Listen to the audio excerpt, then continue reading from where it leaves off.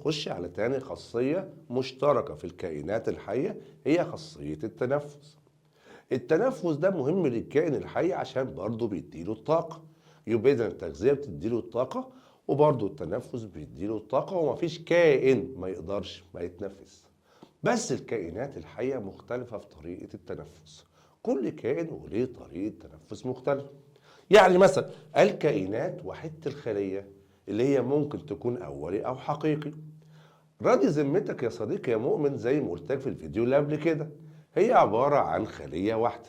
طيب مش محتاجة بقى جهاز تنفسي وأعضاء والكلام من ده، التنفس معاها سلس وبسيط. هتمتص غاز الأكسجين وتخرج غاز ثاني أكسيد الكربون بكل سلاسة وبساطة، مثل الأميبا طبعا والبراميسيوم والبكتيريا. خلاص تمام، واليوجلينا كمان. يبقى دي كلها كائنات وحيدة الخلية تحصل على غاز الأكسجين مباشرة من الوسط المحيط، ويخرج غاز ثاني أكسيد الكربون بكل بساطة. بتاخد الأكسجين وتطلع ثاني أكسيد الكربون. أما بقى الكائنات العديدة، ده عندها عديد الخلايا وملايين وتوصل لمليارات. الخلايا دي كلها كل خلية متميزة ولها وظيفة معينة، فكل كائن بيتنفس بطريقة معينة. تعالى نسردهم مع بعض. أول طريقة مثلا الإنسان. الإنسان يتنفس الأكسجين الموجود في الهواء، بيتنفسه عن طريق الجهاز التنفسي اللي هو الرئتين. بعد كده يجي الأسماك، برضه بتتنفس الأسماك الأكسجين بس الزائد في الماء، وتتنفسه عن طريق الخياشيم. شغل ابتدائي واخدينه.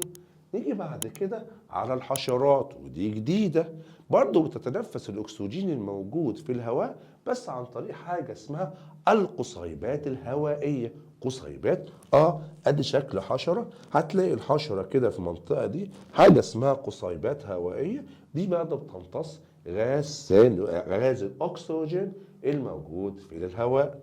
بعد كده هنختم البرمائيات.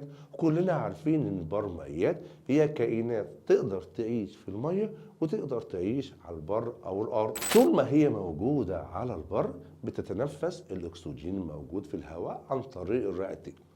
اما لما بتنزل المية بتتنفس برضو الاكسجين السائب في الماء بس عن طريق الجلد. وبكده قدرنا يا مستري نعرف ان الكائنات وحيدة الخلية عندها عملية التنفس بسيطة. اما الكائنات عديدة الخلية التنفس ليه اجهزة، وكل جهاز مختلف على حسب الكائن اللي بيقوم بالعملية.